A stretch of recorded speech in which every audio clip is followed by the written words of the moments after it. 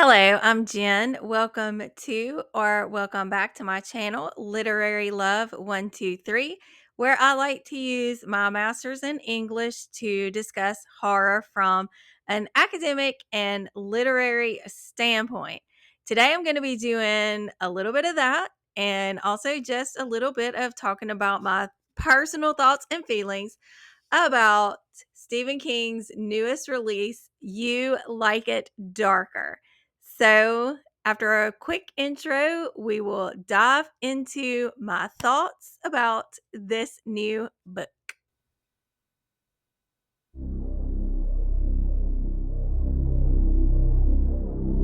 So, I want to start this video by talking about my relationship with Stephen King briefly.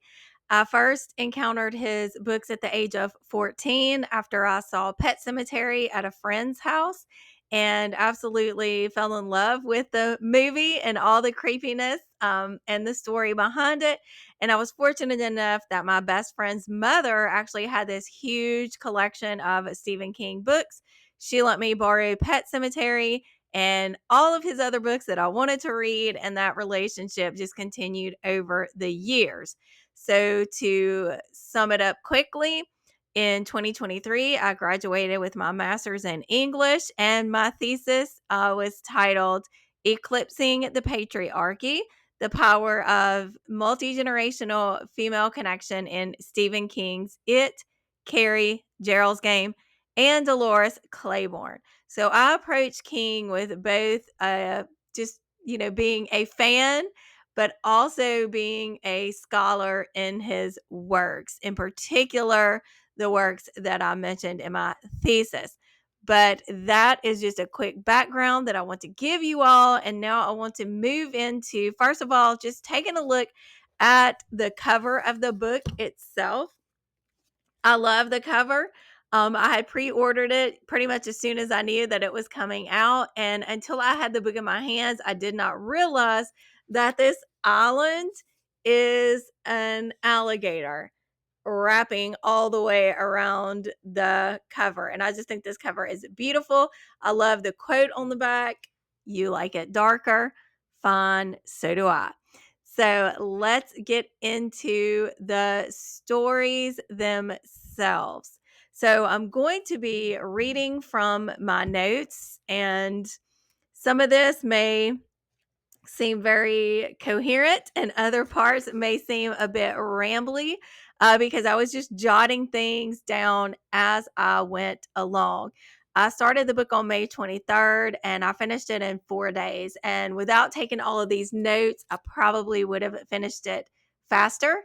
And one of the things that I want to mention too is that it's not always the most fun to read Stephen King anymore after writing my thesis on 4 of his characters, because a lot of times now it feels like just work and looking for connections, and sometimes that can be overwhelming. So that's kind of where I am with all of my, you know, time with Stephen King now. But let me just go ahead and start with the first story. And that story is Two Talented Bastards. And that is about 59, 60-ish pages. So I don't want to give any spoilers, obviously, because this is a new book. And when I talk about connections to his other work, that may get a bit spoilery, but I'm going to be really careful not to do that. Um, but one of the questions I had about Two Talented Bastards is it kind of semi autobiographical? Which the answer is probably yes, because if you've read King for any amount of time, you do know that a lot of his own feelings, his life, his season of life that he's in, his experiences, his fears, his anxieties, a lot of that does come through in his writing. So with Two Talented Bastards, we're focusing on the idea of this successful writer who has since passed on, but his son is kind of looking back, seeing what his father's success can be attributed to. And that was, some of the questions that I noted. I also noticed that there was a reference to a benighted dairy. So there we see that kind of interlocking um, multiverse kind of thing going on. Um, then he mentioned in this story too, characters being lost in the 30-mile wood and finally finding their way back to Jalassi Creek, which King mentions is kind of a misnomer or kind of a misname for a Micmac word. So again, connections to the Micmac and Pet Cemetery there. Um, there's also in the forest, something else that I noticed, there was a lack of sounds of animals and birds. And that's another thing I noticed in especially horror literature, that if there's suddenly an absence of the sounds of nature, that something threatening is probably on the horizon. There's a couple of mentions too, using the word harbinger. So, kind of this looming threat there again, too. And I just keep talking. Like I said, this is kind of just exactly where my thoughts were going as I read Two Talented Bastards. Um, there was this idea too, something that I'm connecting a lot with, and that is breathing and the word breath and life in the works of Stephen King, because I'm currently in the process of doing some research on connections from other stories to the breathing method, which is actually my favorite story in different seasons. But one of the quotes that I wrote down from Two Talented Bastards is, "You gave her your breath. That was the actual saving. Breath is life, more than life." And then something else that connected to this idea of breath and also to, in my opinion, Pennywise, is this statement in Two Talented Bastards. "Your world is a living breath in a universe that is mostly filled with deadlights." So I got really interested there too in the idea of breath and deadlights. And one of the definitions, when I was like, let me look up this definition for deadlights. And one of the definitions for deadlights is a skylight designed not to be opened. So that really started making me think about the works of Stephen King and this idea of crossing into some sort of forbidden territory, something that you're not meant to see, something that you're not meant to open. And that gets very cosmic too, in Lovecraftian. Also, this idea of this knowledge that's beyond what we can grasp or understand. And I just, like I said, that's my thoughts on Two Talented Bastards. I did give it a 3.5 rating. So the story was good, I liked it, but it wasn't one of my favorites. The next story that I want to talk about is about 9 or 10 pages, and that one is The Fifth Step. In this story, we're following an alcoholic named Jack. Now, again, we all know, if we're fans, and even if we're not fans of Stephen King, of his years spent battling addiction. And I also noticed too that he reuses names a lot. So an alcoholic named Jack, that reminded me, of course, of Jack Torrance in The Shining. But moving on with this story itself, I can't really say a lot about it because the ending, I was like, oh, holy crap. But it's, the fifth step. We are following someone who is in AA, and he's going through the different steps, and he's working on the fifth step, and he's just having a conversation with someone who's sitting beside him on a bench, talking about going through the steps and about how his life is going. And I did give that one 4 stars. The next story is Willie the Weirdo. And that one was about 9-10 pages. There's a fairy tale reference, which I noticed King likes to call back to fairy tales, folklore, that kind of thing. There's also writing about the woods, a callback to stepmothers and abandonment. Think like Hansel and Gretel. And so we have this grandfather who's telling his grandson all these different stories about things in the past. And then we get to the end of the story, and the grandson is Willie the weirdo, and something happens at the end, and I was like, okay. Now this did remind a lot of people of another one of Stephen King's stories that I can't really say because that would be spoiler, but I enjoyed it. I thought it was a fun story, and I gave that one 4 stars. The next story in the collection is Danny Coughlin's Bad Dream, and this one is about 150-ish pages, so it is longer. And again, the name Danny, like Danny from The Shining. And the interesting thing about this one is that the main character, Danny, has this dream one night where he sees this crime. He sees a woman's body. It's a very detailed dream. He knows exactly where her body can be found. And it turns out that the dream is actual, it actually reflects something that's happened in real life. So again, that seemed almost like this premonition, this shining. And the interesting thing there is that Danny anonymously reports the crime. And this is after he's gone to see this place that he dreams about, that he knows he's never been to before.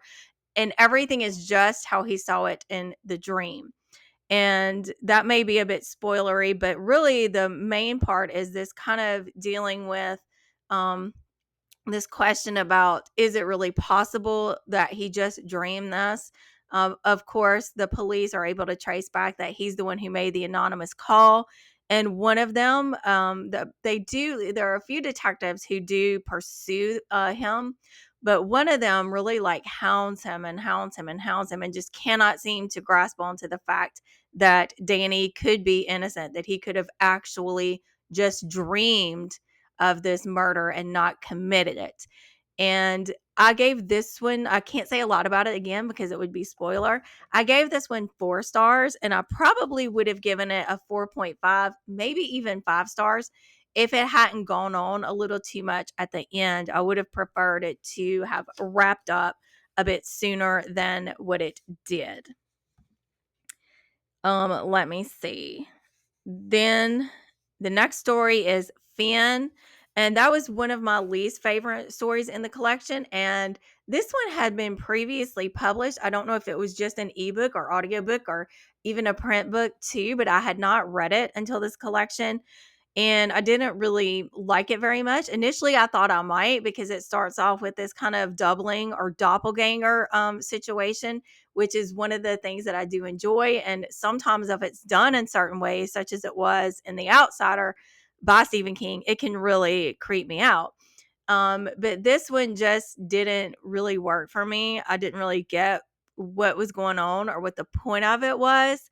And the ending seemed that to me that it just wrapped up a little too quickly, and it didn't really leave me with much to go on. And this was a shorter one, about like 21-ish pages.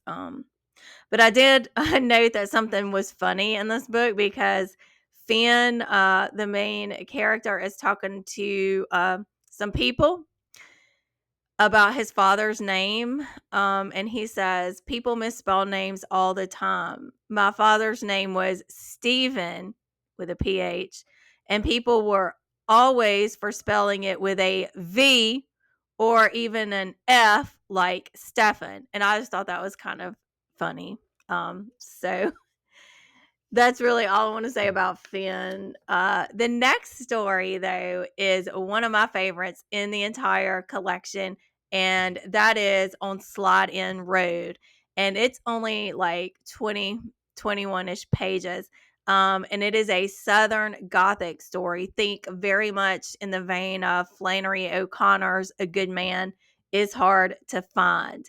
So some of the elements that I was looking for going into it, since it ended with Stephen King's quote saying, thinking of Flannery O'Connor. So he's obviously intentionally doing this nod to O'Connor's work and to Southern Gothic. So some of the themes that you look for when you're looking at Southern Gothic literature would be themes like exploring madness, decay and despair, continuing pressures of the past upon the present, fear of the outside world, some slang terminology, some racist terminology, and those things are present in on Slide In Road.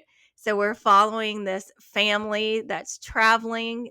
The grandfather is older and he is a veteran, so he has some slang terms for certain things, but he is on his way with his son and daughter and his two grandchildren to go see his sister in this nursing home. And she may or may not still be alive. And he's taken certain things to her, certain valuable baseball cards and baseball, like paraphernalia, stuff like that. And they encounter some trouble on the road. And again, I'm probably not explaining that too well, but I don't want to mess it up for anybody. But I loved this one. It was totally 5 stars. The ending I just thought was great. And there's also a reference to Shawshank, the prison in this story. So I had a good time with it. The next story is Red Screen, and that one's really short, only about 13 pages. And it kind of reminded me of a combination of The Outsider and Invasion of the Body Snatchers. And I had thought about that kind of toward the opening of the story. And then a little bit later on in the story, there is a direct reference to Invasion of the Body Snatchers. So I was like, okay, on point with that one. And I had a good time with that one. I thought that one was fun. I gave that one 4 stars. The next one that I want to talk about is The Turbulence Expert. And that was only about 13 pages. Um, this was this kind of idea that if you have someone who is really afraid to fly, and they may also be able to kind of visualize the worst case scenario happening when you're flying. And as long as that person is on a plane, then you'll be safe. They are turbulence experts. And I thought this one was interesting. But I felt like this one, oop, I hit my mic. Sorry. This one cut off a bit too short. And I would have liked to have known more about this, turbulence expert kind of ideology. But I gave that one 3.5 stars. The next book or next story in the collection, rather, is Laurie. And that one was about 22 pages long. Um, that one, you have an old man who has become widowed. His sister buys him a dog because she feels like he's going to need a dog to kind of be his companion. Initially, he doesn't really want the dog and he's kind of feeling like I'll just tolerate this dog for a little while just to keep my sister happy. But he ends up really bonding with the dog and something completely unexpected happens. The dog is, the dog is safe. But this thing that happens, I did not see coming at all. But I did love this story and it was very sweet. And I did cry about Lori and I gave it 4 stars. Okay, then so the next story is Rattlesnakes, which is what a lot of you may have been waiting to hear about. That is the sequel to Cujo. This one is one of the longer ones, about 90 pages long. I can't really say a lot about this one, especially if you haven't read the collection, but extra, especially if that's even a thing, if you haven't read Cujo. Let me just say what I can talk about. One thing I did notice is that a lot of these stories are set in Florida because King spends, I believe, most of his time at his home in Florida now. Where, of course, his earlier writing most of the time was focused in Maine. And some of these are, but there's a lot of writing about Florida. I think the safest way for me to talk about rattlesnakes without spoiling either it or Cujo is to share with you some of the quotes and themes that I picked up on without really giving you much context or without telling you the characters who are either saying or thinking these things. Okay. So one of the characters says to another, "You're blaming me because you can't blame the universe." And I think that's an interesting commentary on how we may react when things are out of our control. If we've suffered, especially a certain kind of loss, that sometimes we blame the people closest to us. They bear the brunt of that anger because we feel so helpless to be able to really do anything about it or to change the outcome of certain situations. And just something that's a little bit lighter, there is a reference in a couple of references, several actually to be exact, in Rattlesnakes, references to Duma Key. One of the quotes from Rattlesnakes is, "Duma was the key that was supposed to have been haunted." So I thought that was interesting. Here's another quote. "The world is full of rattlesnakes. Sometimes you step on them and they don't bite. Sometimes you step over them and they bite anyway." And I just thought that was a profound kind of commentary on grief and tragedy in our lives, that sometimes we can step right on something, we can be right in the midst of something, but it doesn't affect us. And then other times we can so carefully try to navigate to avoid certain situations that may bring us pain, and they end up, literally biting us, right? There's commentary on first marriages, um, and commentary on older, times in a marriage or a relationship. This idea of young love versus older love, um, how different tragedies that can occur in a family can affect a married couple. And then someone is reflecting on certain aspects of relationships and what it means to go through a tragedy together and then come back together despite everything in the environment, everything around you keep trying to keep you apart. And this is the quote: "There was a tree behind our house that split apart, maybe because of a lightning strike, and then grew back together, leaving a heart-shaped hole. That was us. If the metaphor seems overly sentimental, deal with it. I'm telling the truth as I understand it, as I felt it." And I just thought that was beautiful too. This idea of growing, back together after something tragic occurs. And then there was a quote that reminded me a lot of Judd Crandall's quote from Pet Cemetery: "Sometimes dead is better." In Rattlesnakes, a character says, "Better to accept the dead, wear the scar, and move on." So that was interesting. There was also a quote from Shakespeare, which I don't think is probably exactly the quote. I think it's a bit paraphrased from Macbeth. If it could be all finished and done with when it's done, then it may as well be done quickly. So this, idea, of course, of doing whatever has to be done, doing it quickly, it's got to be done anyway.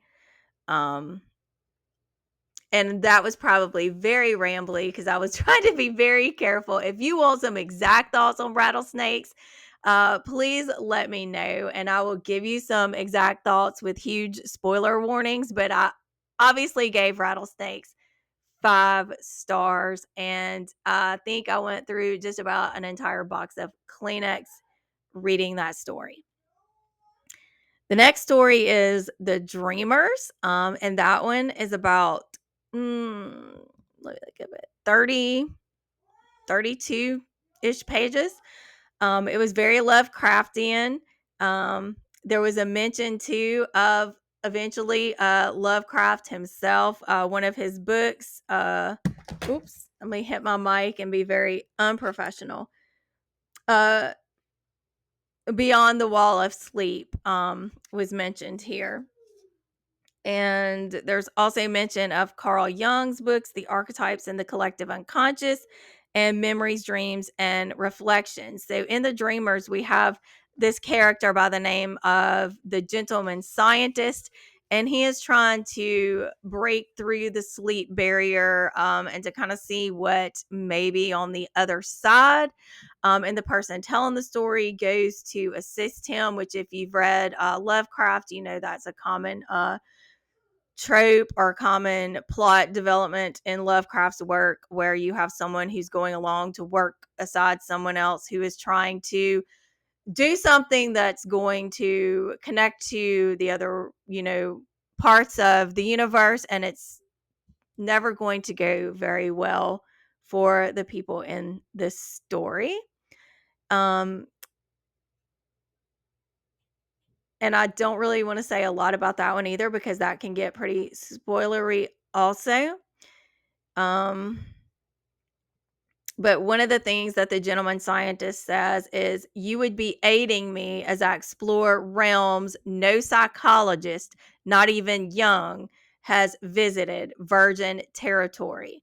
So you've got, again, this person who feels like they are the ones, right, who are going to become the geniuses. They're going to do what nobody else has done before, rather arrogant, which kind of also makes me think of Victor Frankenstein and Frankenstein, right? This idea that I'm going to conquer and I'm going to be the one to, find this knowledge that no one else has done before. Um, and I liked that one a lot, 4.5 stars there. And the last one in the collection is The Answer Man, and that one is about 50 pages long. Um, and we follow a character who is trying to make decisions in his life. He is freshly finished with law school, and he's trying to make a decision about whether or not he needs to stay in the larger city where he lives and just join his father in the law firm that's already established and doing very well, or if he needs to start up a new practice in a small town that does not have any kind of law practice already. So he's on a trip, and he finds this guy on the side of the road who offers answers. And this guy is called the Answer Man. So he's able to ask certain questions. He gets like one or two questions free, and then he has to pay by the minute, something like that. And he gets these answers from the Answer Man, and he makes his decision. He gets married in the story. He has a child, and at different points in his life, it's kind of random, but sometimes he'll be on the road and he will encounter this Answer Man again. And I don't want to get a spoiler here either, but this is very reflective of questions that we have as we go throughout our lives about whether or not we're making the right decisions.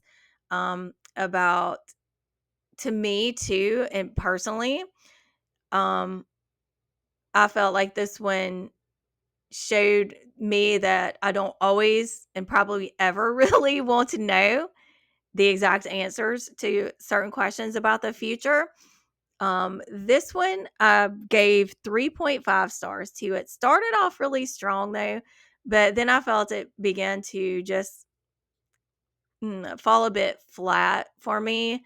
And in some cases, and I hate to say it, but I felt like this one could be overly sentimental, which I know some people might say about rattlesnakes, but rattlesnakes worked really well for me. And the Answer Man did not work as well. So one of the things I do want to talk about now to close this video is the afterword, which is only about 3 or 4 pages. But if you read Stephen King, you know that you need to read his afterwords.